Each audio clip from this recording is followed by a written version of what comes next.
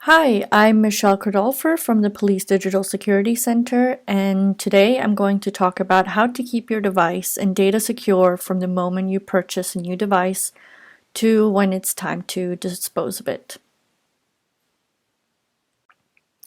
Just a breakdown of who we are for those of you who do not know. The Police Digital Security Center is a not-for-profit organization owned by the Police Crime Prevention Initiatives, working in partnership with government, academia, law enforcement, and industry.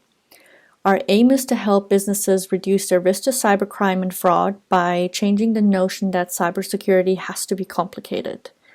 Many cyber threats can be avoided by taking a few simple steps that are cost-effective solutions and even free. So you can even use these skills at home, and we can all play a part in keeping our working environment safe. And all of our advice is in line with the government's National Cybersecurity Center. So, you're looking to dispose of an old device. Here's a few things that you need to do and to look out for. If a device is not properly wiped, business data can be compromised and exposed to unauthorized people. Your data always remains your responsibility, so reset the device to its factory default settings and make sure that your data cannot be recovered. Keep the device disconnected from the network and make sure it does not try to connect automatically, because now your device is left as a blank canvas with minimal, if not any, security settings in place that cyber criminals can take advantage of. And where possible, physically destroy the device to prevent someone from recovering your data in the future. There are specialist companies that will break the device into pieces no larger than 6 millimeters, but make sure that any third-party company you use meets the recognized industry standards such as the Asset Disposal and Information Security Alliance. And please don't forget to remove any small SIM cards, memory cards, or anything similar before you dispose, exchange, or sell your device, as these also hold data. When buying any new equipment for your business, make sure you use a reputable seller to ensure you receive what you've actually paid for. Expensive products can be advertised by fraudsters to manipulate buyers into paying for a product that doesn't exist. If the device is secondhand, double check the steps they've taken to remove any information previously stored on it. You want a clean device from the start to avoid a breach or malware infection. If the device is dispatched via courier, check the delivery process is secure. Ask for the delivery to be tracked or signed for by a named individual to be certain you receive the product.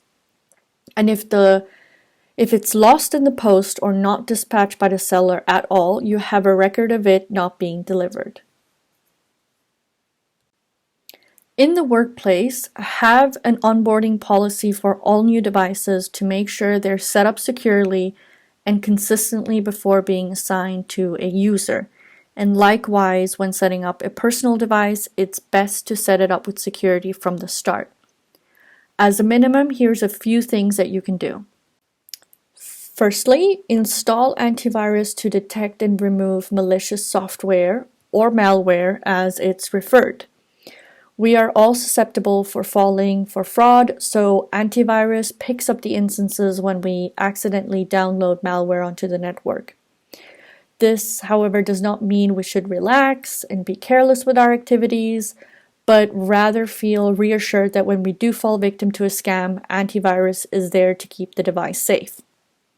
It's important to keep the antivirus software up to date so it can detect the latest malware threats, including ransomware, spyware, Trojans, and more. When choosing an antivirus, select one that best suits your needs, is a reputable brand, and more importantly, receives security updates.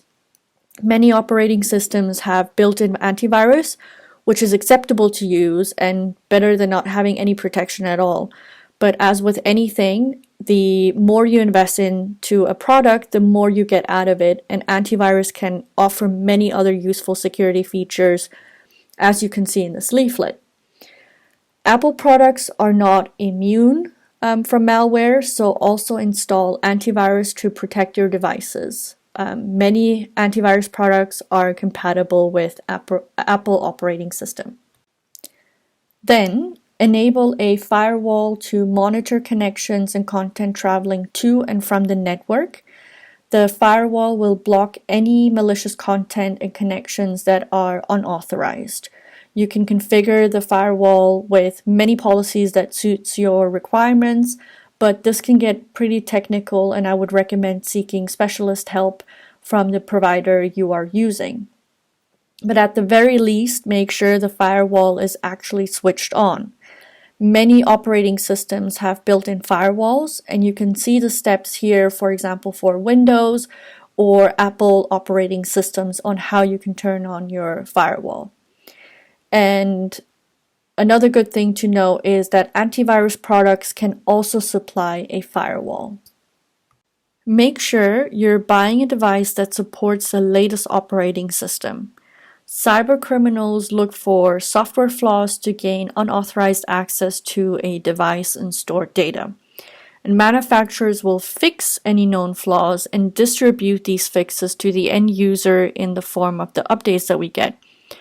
It is then the user's responsibility to install them.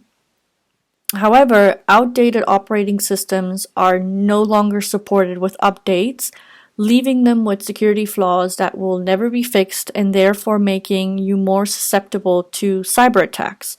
So having the latest operating systems from the start will ensure you're receiving essential long-term security. The support provided for operating systems and products can be found on the manufacturer's website. And as you can see here on the slide, we have listed a few web pages for common products that you may use.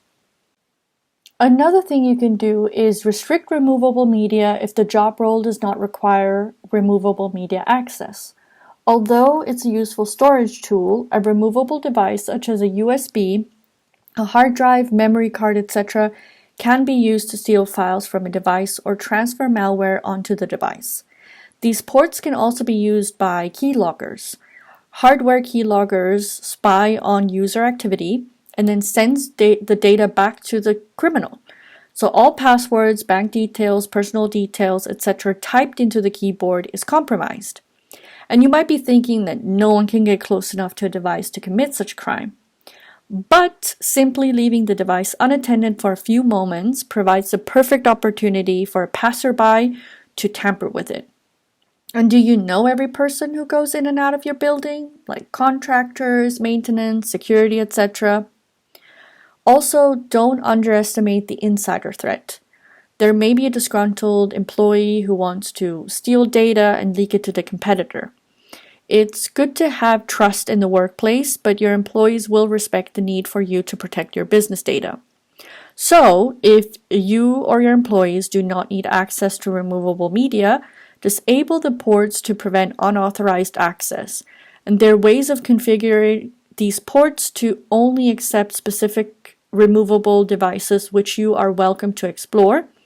But on our website, we have provided some basic steps on how to completely disable all external ports. And you can do the same at home too. If the ports are not needed, you may have a sibling that thinks it's a great prank to leak your embarrassing photos. And also remember that you can always enable them back again.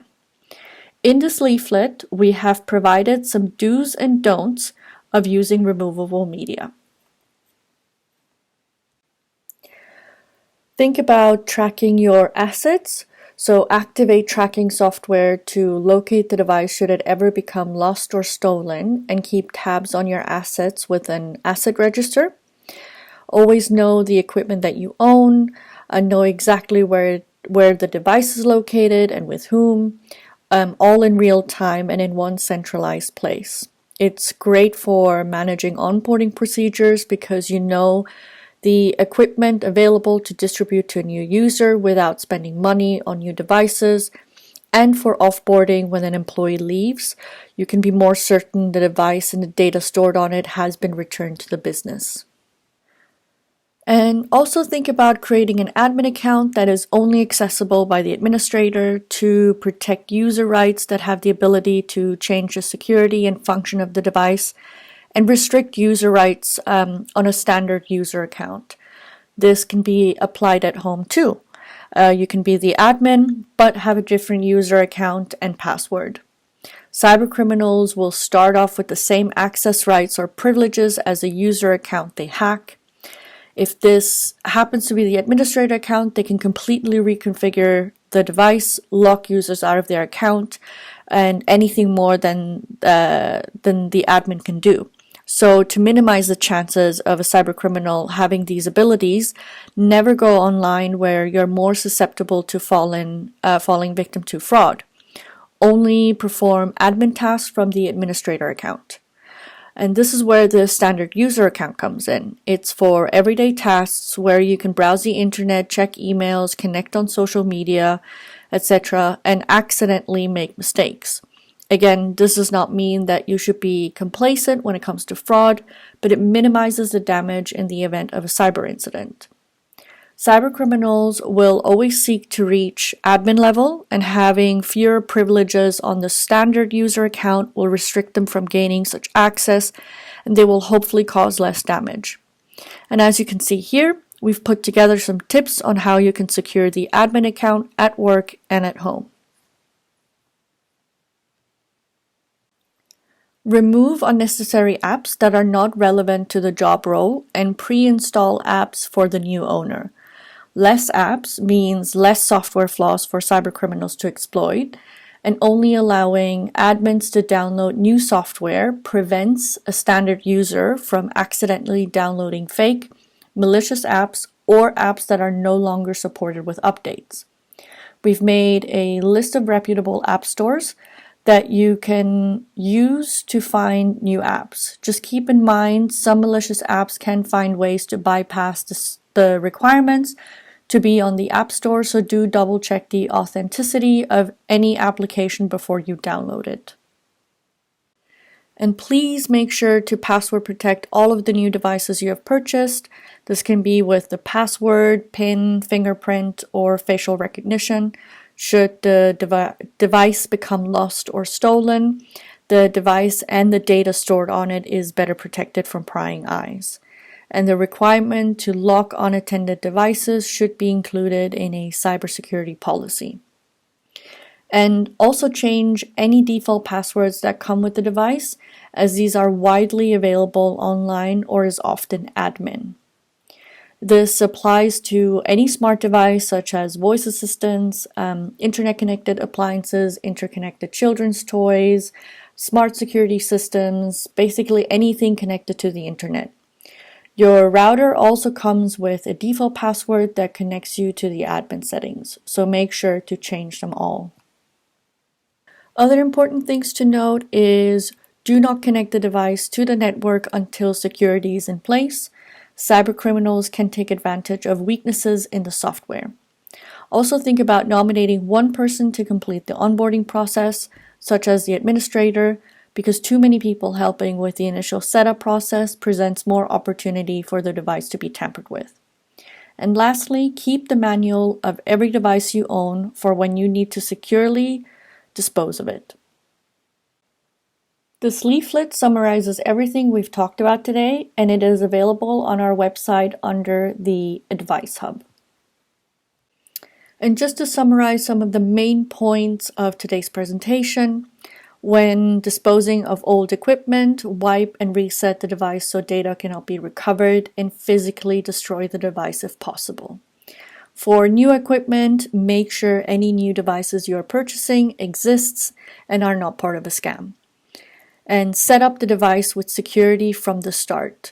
So install antivirus, enable a firewall, have the latest operating system, restrict removable media, track your assets, separate admin and standard user accounts, pre-install apps, lock the device with a password PIN, and change default passwords. And then of course, nominate someone to configure the new device.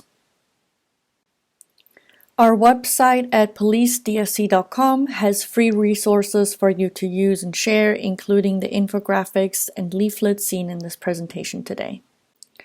The Metropolitan Police provide little guide booklets and videos to raise awareness of fraud. And lastly, Police Cyber Alarm is a tool to help organizations understand and monitor malicious cyber activity. Thank you for joining me today. Do check out our resources at policedsc.com, and we look forward to seeing you again next time.